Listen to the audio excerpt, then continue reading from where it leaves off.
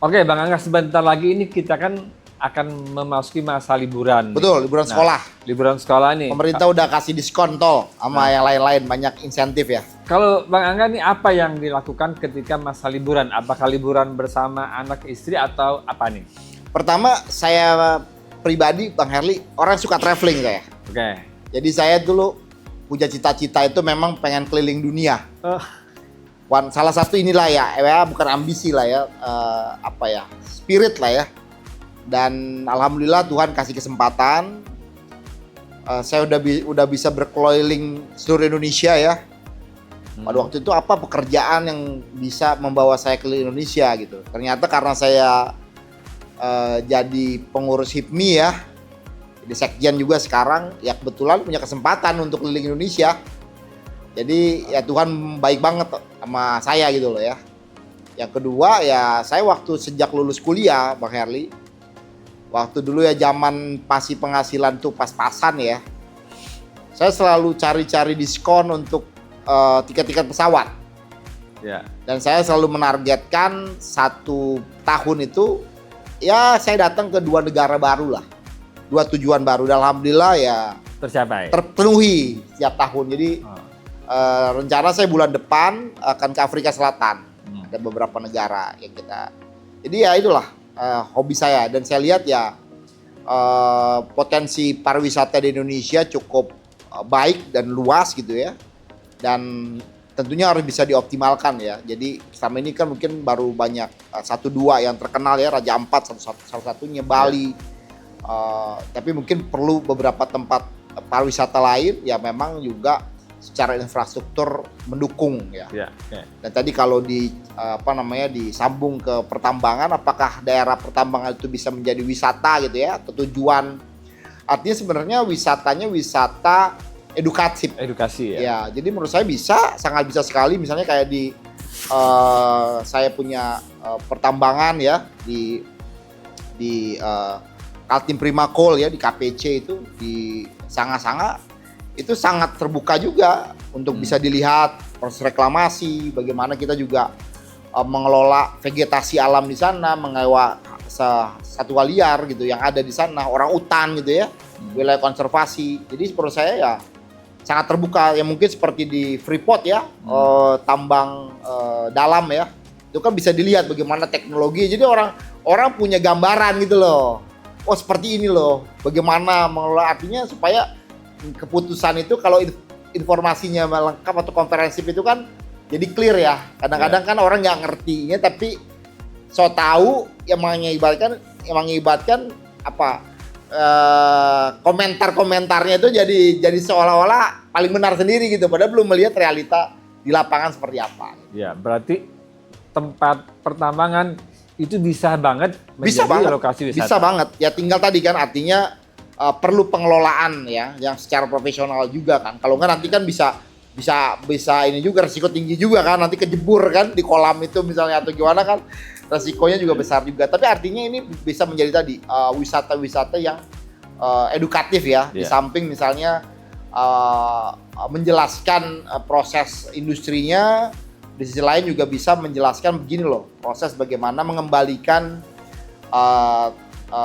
tambang atau wilayah yang dulunya ditambangkan untuk menjadi wilayah pertanian misalnya, wilayah konservasi. Jadi menurut saya penting juga untuk anak-anak muda untuk diberikan wawasan tersebut. Sebagai seorang traveler, kalau melihat infrastruktur wisata kita itu kurangnya apa? Apa yang harus dilengkapi? Ya kalau bicara infrastruktur itu kan nggak bisa kita lihat secara parsial ya.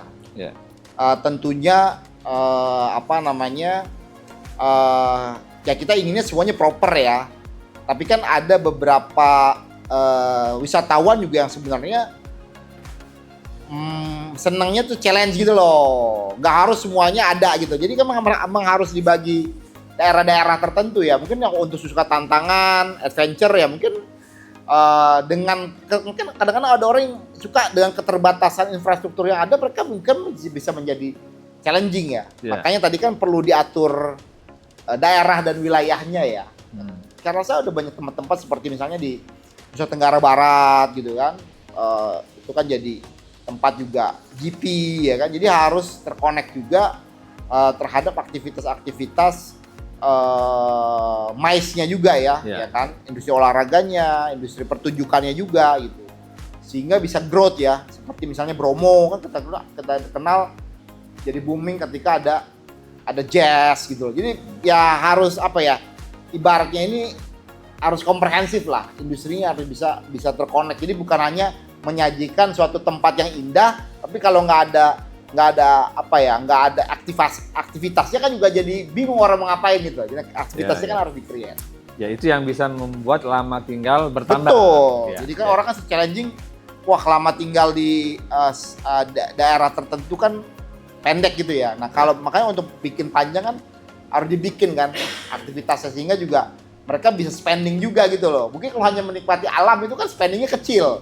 Hanya bayar ongkos masuk, tapi kalau ada aktivitas ya sama kayak kita ke mall kan, kalau ke mallnya kan gratis, tapi aktivitas di dalamnya itu yang ya akhirnya ada spending yang ada gitu.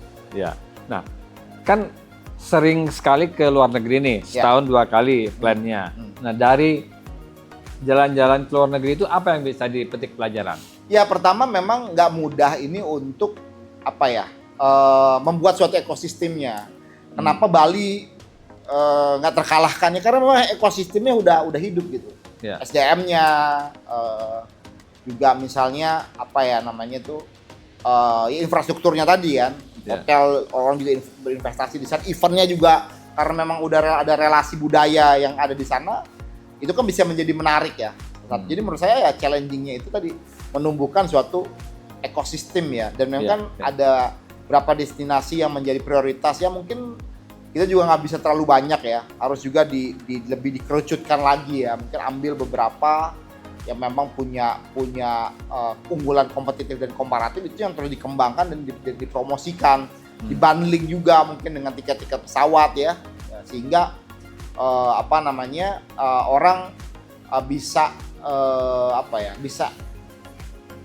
efektif efisien gitu. Misalnya paket kunjungan bukan hanya ke Bali Lombok misalnya, ke Gili gitu kan, jadi satu paket gitu loh ditawarkan, jadi orang di-push gitu loh, di-push and di-pull lah, marketing lah, jadi dikondisikan ya, mungkin dia nggak terlalu niat mau datang ke Lombok, tapi kalau udah dikasih ada subsidi silang ya misalnya kayak gitu, akhirnya orang ngelihat sana, akhirnya kan jadi buah bibir juga ya, buah bibir pembicaraan, oh ini bagus, akhirnya makin banyak orang yang akhirnya tertarik untuk datang ke daerah tertentu yang selama ini belum optimal. Nah, dalam waktu dekat akan ke Afrika Selatan ya. Itu kota apa yang pengen ya dituju? Ada pertama tentunya ke ibu kota negara ya, Johannesburg. Ya ada beberapa tempat ya. Kita ingin lihat safarinya, pengen tahu lah ya kan. Karena memang baru pertama kali juga saya ke benua Afrika ya. Jadi tantangan ya. Pengen tahu aja yang selama itu, mungkin kalau Afrika Selatan kan cenderung sudah maju ya, karena kan bekas jajahan Inggris juga. Tapi ya itu supaya kita juga ketika berbicara kan memang udah melihat fakta di lapangan seperti apa. Iya, soalnya di situ kan kalau kita searching itu kan ada Table Mountain satu, betul. Ada lagi tempat Syekh Yusuf, betul, ulama besar dari Sulawesi Selatan yang berdakwah di situ dan punya desa ya, punya kota ya. Betul. Oke. Bang Angga, terima kasih, semoga menginspirasi pembaca dan penonton Voice of Indonesia. Terima kasih, sampai ketemu lagi Mas.